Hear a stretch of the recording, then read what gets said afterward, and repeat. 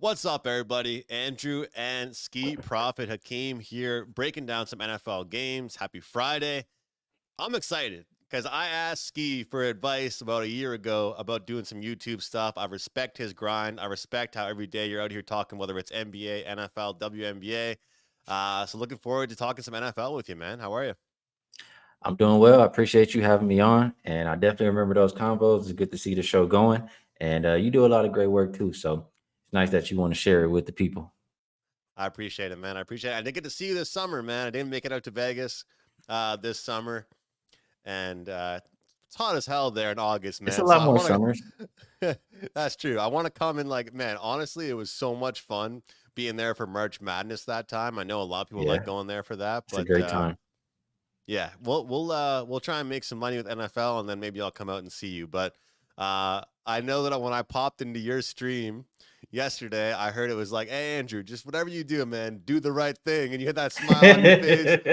You and your boy were You know what that means? yeah, at the Westgate. So it was a good night for both of us, man, because I had my best bet was Justice Hill over 9.5 receiving yards.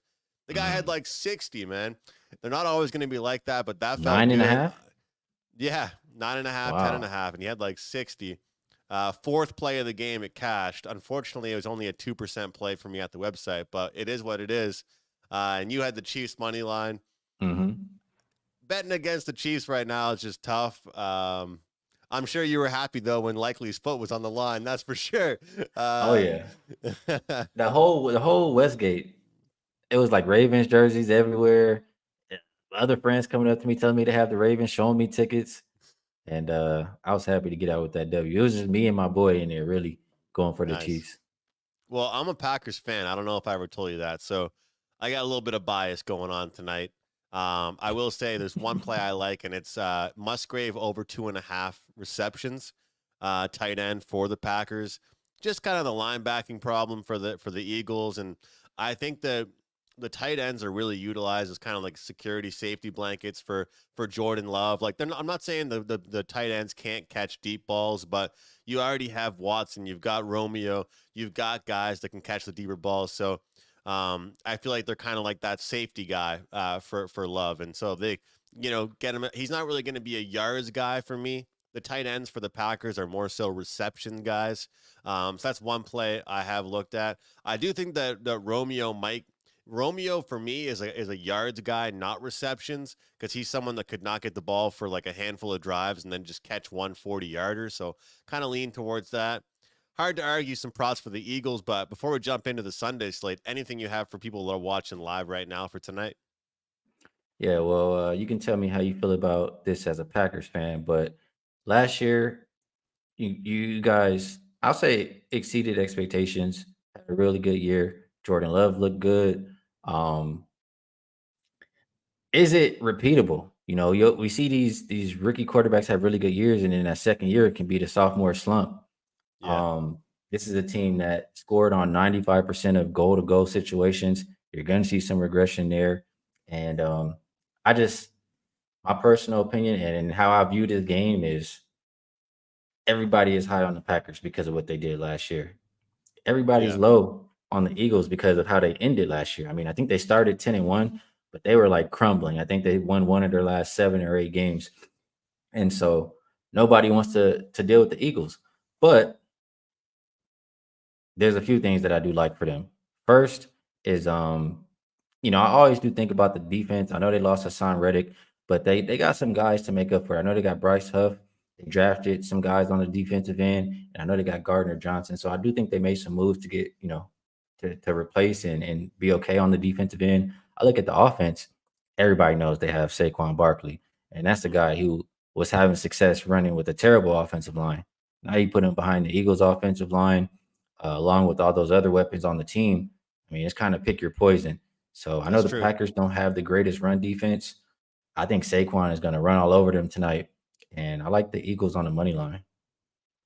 Damn, I hate to hear it. I hate all that stuff, man. All that stuff. You're right though. I'll tell you what. It's funny because when I did my prop stuff with Andy Lang at Wager Talk, a lot of times if I ever was going to say anything bad like against the Packers, for props, it was just taking the running backs, right? And that's Mm. something I can't even argue, right? You obviously can't argue that against that. But I'm going to use your own phrase against you. You Oh, here got we one go. team. Well, this is the thing. It's not really a spread bet. It's a money line bet. It's only like the spread's only like 2.5. But Right. if you're gonna do the right thing, you got one team that's lost 7 straight ATS, man. 7 straight Mhm. going back to last year ATS. So it's gonna be interesting. I think it's gonna be back-to-back good games to start the season, honestly. Like I can't, you know what I mean? I think last game was tight last night. Obviously 7 point differential, but it was back and forth. You cashed that ticket, and I think tonight's gonna be a good one as well. Uh, I don't I would know hope why they so. gotta have it in Brazil, man. I don't even know why that's even Yeah, the players necessary, don't even but want to play there. They said like it's no. unsafe and amongst other things. So they want to get in and get out. We'll see how that translates in the game. And I know you're the same as me with basketball, NFL, whatever it might be, where it's not just about the big games, right? You know, some people they care about the big games. Um, I don't care if you got some picks for me on the ugliest games of the week. I don't care, but um, we might as well try and work in order. You know, looking at kind of the Sunday slate, this first couple games here. But is there anything in the early slate, the 1 p.m. Eastern slate, that sticks out to you on Sunday? Well, we could really talk about any of these games. I think it's very the only few that I don't have strong opinions on are New England, Cincinnati, Carolina, New Orleans, and Minnesota, New York. Like I have slight opinions on those games, but everything else we can talk about any of them. Well, I'll just say this: I saw that T. Higgins is probably going to be out, and I saw like there's all these apps now people use websites. They're all kinds of different ones you can use where you can check to see how player props go without a certain guy.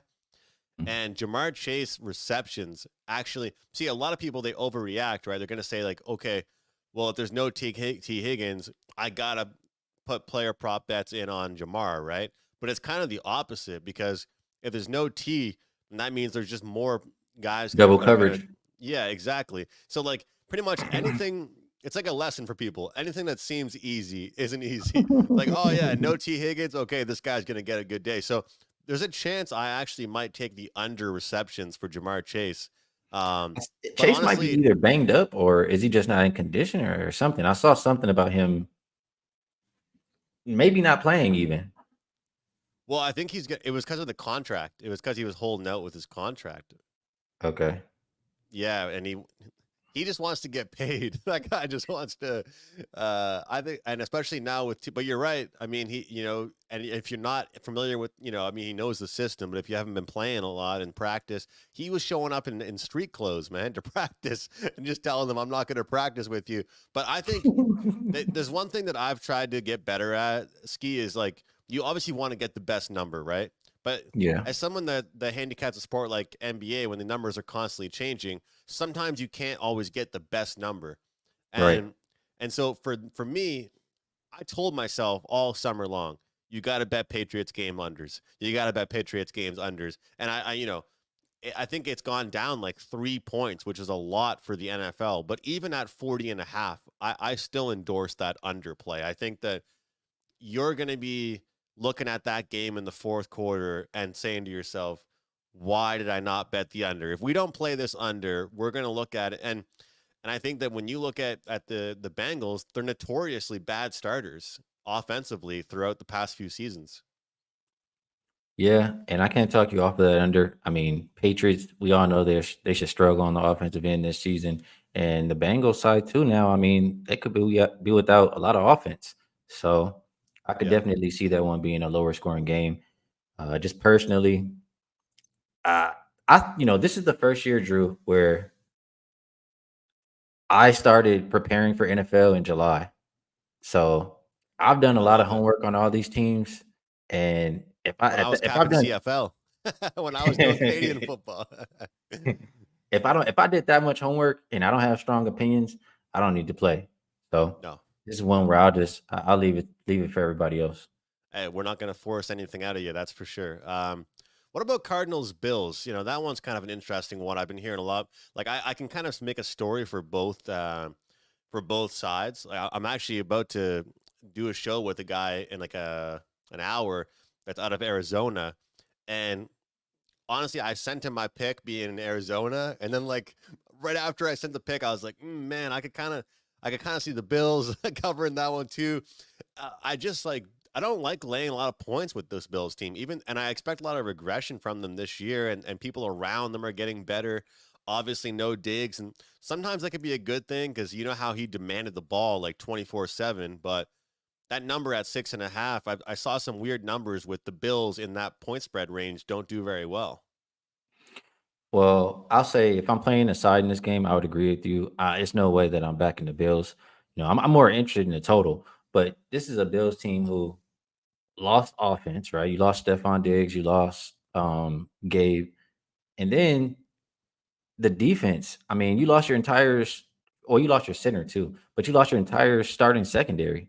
So, or you lost your. So I don't know how I can get there with this team. It just doesn't seem like a good situation. On the flip side, you look at. I'll start with looking at last year for the Cardinals. When Kyler Murray came back, the run game was really good. I think they were number one in yards per carry behind James Conner. James Conner, 5.3 yards per carry.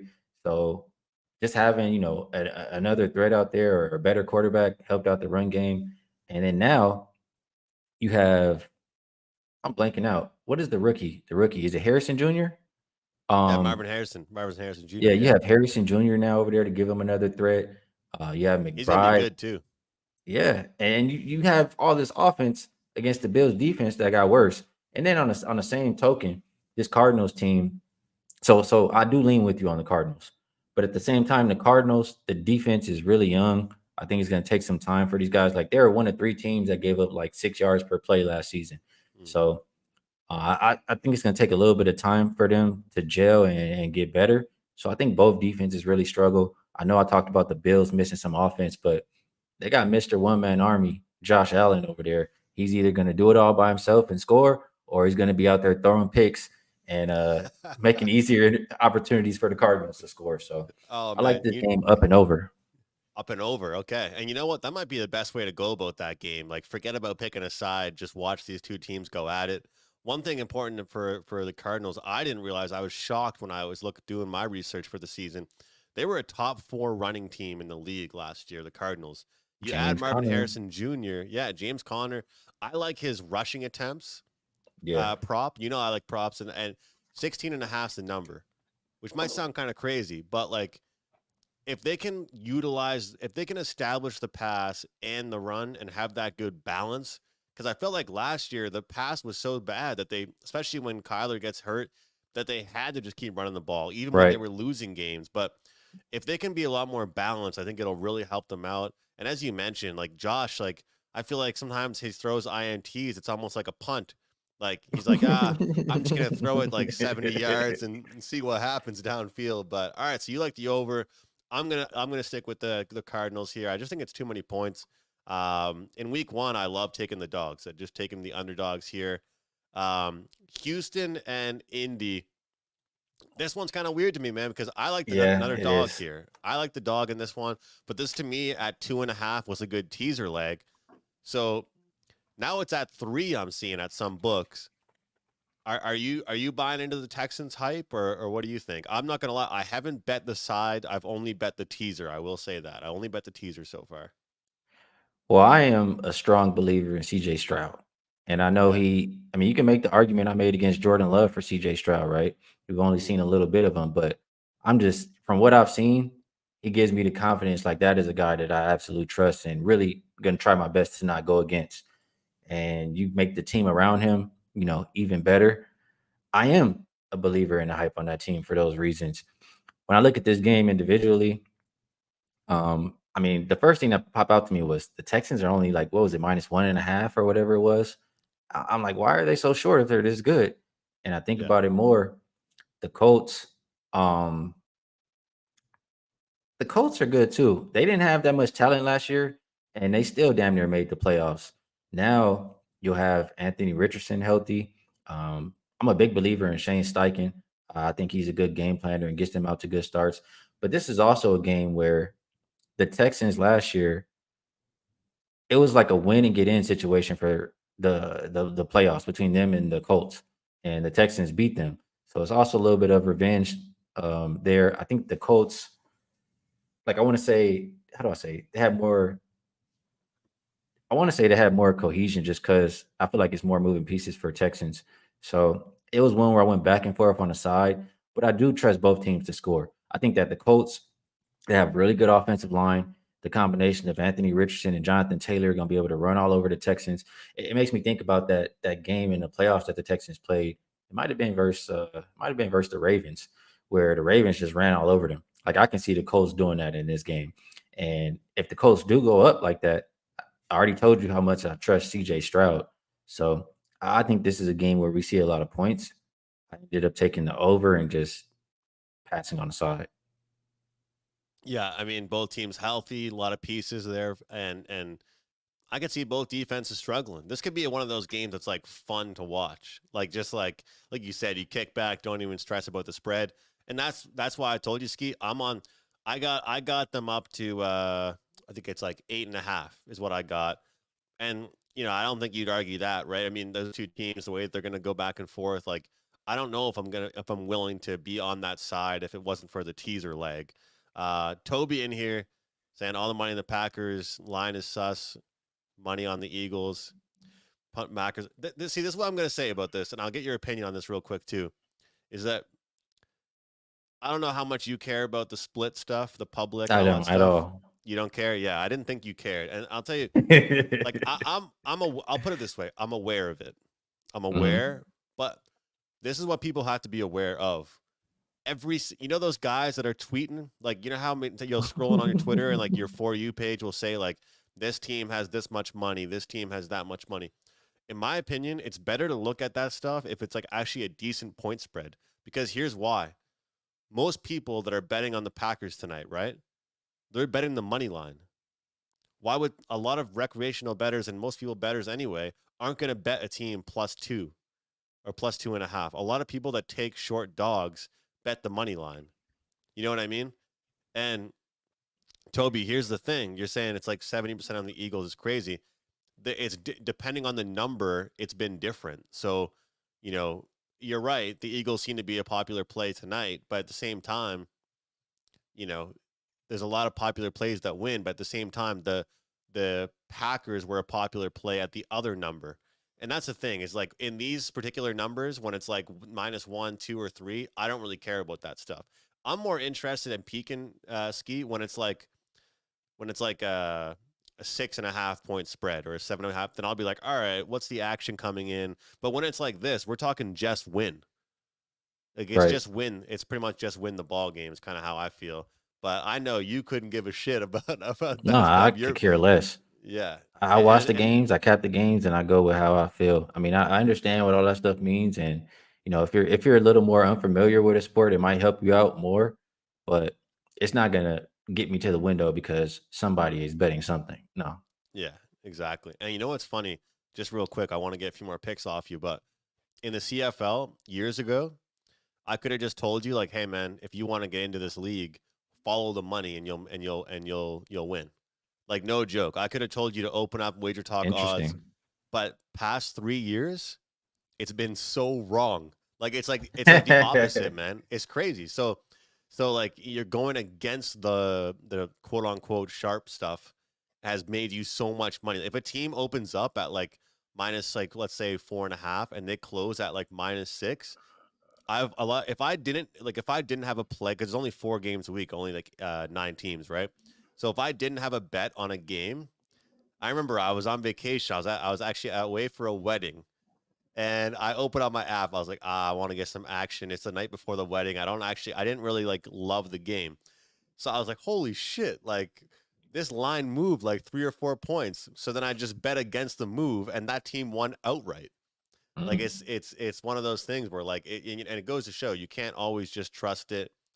Let's see. All right, just for me, Let me prime let me time, two answer this days in a guy, if that's row. all right. Yeah, yeah, go ahead, man. So, Toby, the Chiefs were the sharp bet yesterday. This is why you can get confused just following all these numbers that you're seeing everywhere. I know a lot of the people at the Westgate, people behind the counter, etc., people who are running all the operations for the book. and the Chiefs were 100% the sharp bet. So don't put too much into just looking at that. Like, I know the Yeah. Chiefs were the sharp bet and they won, but you see how you thought it was the other team. Like, you're just going to be making bets and confusing yourself. That's just how I think about it. You know what I always say too? Public dogs have fleas. You don't want to be on a put. I You don't don't like want to public be. dogs. I'll tell you that. I agree. I don't want that. I definitely That's don't. one thing. If you see a lot of people that love a dog that you have too, it's like, ah, shit. Like it's not doesn't it doesn't feel like I don't know. It doesn't feel as good anymore. But keeping with that 1 p.m. slate, Steelers, Falcons, Titans, Bears. Tell you what, Titans plus 3.5. I'm interested in that one. And I'll tell you what, another dog I really like that I've been mentioning because I started off the show by saying I don't care if it's the ugliest pick ever that you got for me. Give me the Panthers. I've been telling Oh, everybody I like the Panthers this week. Derek Carr as a favorite, their coach as a favorite. It's horrible. And then you take a look at some of the numbers within the division. 1-5 straight up last year. The Panthers against the division. 3-3 against the spread against the division. I think they got better. I think Deontay Johnson's going to actually be all right for them. This is one of those things, man, where you look at two teams and you ask yourself, do you want to lay points with either of them? That's what I think. And how much do you care about the home field advantage? So I'll throw out Panthers plus and Titans. Overall, I'm going to be fading probably a lot of the young quarterbacks in week one, especially in some of these plus 3.5, plus fours I'm getting. But any thoughts on those couple games? well, the one you just mentioned, I will not be involved on a side 100%. But I do like Taysom Hill. Um, he was a big part of why they had success in the red zone. I think they'll build on that and use him heavily if they do get a chance to get down there in that game. Okay. The other game I like quite a bit, the Titans and the Bears. I played the side and I played the total. I played the Titans plus 4.5. And a lot of it is just, I mean, when have the Bears been a team that you just lay points with like this for one? And are we going to start laying points with them just because they drafted Caleb Williams? I'm not rolling with that. We know how bad rookie quarterbacks have been in, to start the season. I just don't view the Bears and Caleb Williams as that sort of team. I know their stats. I don't have the numbers in front of me for these rookie quarterbacks, but if you fade them, you've made money. On the flip side, the Titans got better on defense. And I like what the Titans are doing with their offense. They're not going to be so predictable and just run, run, run the whole entire game. So I think they can keep it within 4.5. I think they can win the game. As far as the total, you got a new coach. I forget if it's a new coach or new offensive coordinator for the Titans, but he wants to pass the ball. And you can tell by their pickups. They got Ridley, they got Boyd, even Pollard out the backfield can catch. And I think that bodes well for points in this one. On the flip side, for Chicago, Caleb Williams, yes, he's a rookie, but he is still an upgrade from um, previous quarterback. And they actually gave him some weapons. You got Keenan Allen now, you have Gerald Everett, and I know they added Swift too. So it just seems DJ like a Moore, my situation. fantasy guy, DJ Moore. DJ Moore, and he works well with Keenan Allen because one is good for his zone and the other one is good versus man. So Yeah, I like the offense over there. I think we can get over to 44.5. That's the number that I bet it at. I like it. I like it. You're pointing me directions of some good totals, man. I'm going to How tail about you on for this? sure. I want to see what you think about this, if that's all right. Yeah, yeah. This is a general thought for week one. So we have the new kickoff rules, and to sum it up, the kickoffs, they want more offense, or they want to put Yeah. you in a position where you can score more. The average the average starting position last season was the 26-yard line. We know the touchback brought you out to 25. Now touchback or it gets you out to what, the 30, and they have 30, all yeah. these extra penalties if you can get out to the 40. And the average returns, I think it was like the 29-yard line. And if you look at the big returns, they're like, at least if you just look at the preseasons, because that's all we have to look at for this new rule, they're Yeah. like double as far as 35 plus yard returns, et cetera, et cetera. So I think the new kickoff is equals more offense. And then that new hip drop tackle, I know it wasn't a whole lot of it in the preseason because I just feel like they weren't trying as hard and tackling as hard. But if we get some more of those hip drop tackle penalties, 15 yards and a first down, I mean, that's huge. You combine both of those together, I think we see more overs in week one compared to the previous couple years. And what the kickers are capable of, man. Like you make one or two good plays, you're putting these kickers in position. Really. Right. Like and I think you know where the points are gonna come with stuff like that? I think before halftime. Like there's Um, gonna be a lot more points being squeezed out. Like let's say like a team scored a touchdown on you and you're getting the ball with like a minute to go or something. Sometimes it's like you run a few plays and then it's like, all right, they're gonna just like run the ball, clock ticks, and they run to the locker room. I could see a lot more, and I know it doesn't sound like a lot, but like I could see a lot more field goals being kicked before the half ends because they're able to get that better field position. right. So I like That that. You're makes the first sense. person I've heard actually feel that way, like that strongly about it. And I will say it looks weird, man. It looks like you're playing Madden and it's like a glitch in the system, and these guys like they just like didn't get ready to go yet or something. They just have to wait there for the guy to catch it. It looked pretty weird to me. But last game I wanted to ask you about was I'm gonna ask you two because any thoughts on the two prime times, Sunday night and Monday night? Obviously everyone's hyping up the fact that Aaron Rodgers is back. They're playing against the Niners, and then of course you got at 8:20 Eastern Rams Lions Sunday night. Well, I like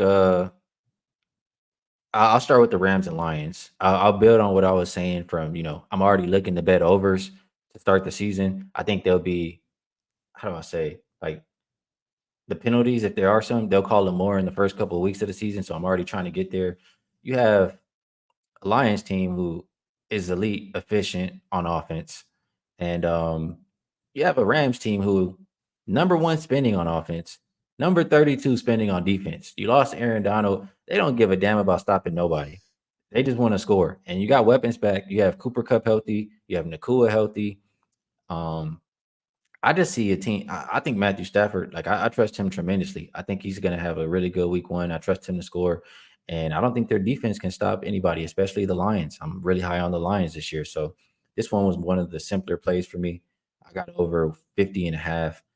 And that Monday game, I didn't play it, but my thought is I don't want to be near San Francisco unless it's the line continues to plummet and somehow it just gets to a pick 'em. But they just had so much going on this offseason, Mm, whether it's um, the receiver, Ayuk, trying to pay him or trade him. Then you had Trent, and, it just et cetera, et cetera, et cetera. It's just yeah. too much drama for the 49ers. You got Eh, McCaffrey banged up. I, it would be Jets or pass for me.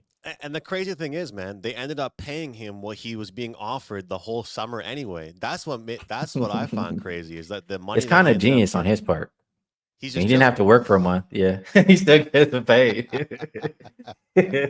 He's like he's like I didn't even want to go anywhere else. All right, I was just hanging out. But yeah, I like that. Honestly, I know what you're saying about the scoring, and I agree with you on Sunday night. But Monday night, I could see some unders. I could I see some agree. under action, and I think that we might we might see some excitement towards the Jets scoring ability because of A-Rod, and I get it, but I still think that we're probably going to see a low scoring game on both sides. The run game, and this is why I think people are kind of getting twisted. They're not going to go away from the run game. The Jets. I think it's going to be just better for them because it's going to open up better lanes for it because they have a good passer now. You're going from Zach Wilson to Aaron Rodgers. Like that's pretty It's a crazy. huge So difference. yeah, But I'd say he hasn't played in how long? I mean, who knows what we're going to see out there coming off major injury. He didn't really do anything in the preseason. I mean, it's question marks. I'm curious the play calling too, man. Because one thing about Rodgers is like he loves to throw it deep, and he loves for it never to be his fault. Like I was a as a Packers fan, he'll throw it 70 yards and then just look at someone and be like, "What the hell?" Like he's always doing that. Like he's like, "I made a perfect throw. It's your fault every time." So we'll see what happens with that. But I kind of like the under in that one. I think we could see a lot of defense. Both teams I could see being good for a turnover. Um, Obviously 43 and a half is the total for a reason. It is low. But I'll go towards that. I do think dog and under in that primetime game, probably a good bet. Probably a good bet to make. But thanks for coming on, man. Hopefully we can do more stuff together, and I'd like to do more stuff when it's just casually us breaking down games together instead of just giving out Yeah, picks together. It'd be really fun. Pop up some websites or even go on before a primetime game or kind of I'm break down down. some games together, man. But anything you want to promote? Anything you got going on over at your channel or Wager Talk? Well, I'll be down for that for sure. Just let me know. And yeah, you guys know you can find both of us at Wager Talk. Everything I do, you can find just by looking at my name at Ski Profit. Whether it's on, I mean, Twitter, I tweet out every single thing I do, and I also have my own YouTube channel, Ski Profit. So I do a show every day, Monday through Friday at 10:30 a.m. Pacific Standard Time, and yeah, just search Ski Profit. You'll find all my work. Awesome, man. Well, I appreciate you as always. I'm always trying to keep track of those time zones because I'm in a time zone that nobody even knows. So I'm over here trying to keep track of all these stuff. But thanks for coming on, man. Good luck. And everybody, thanks for watching. If you're watching on Twitter, hit the retweet button. It'll help us out a lot. See you later.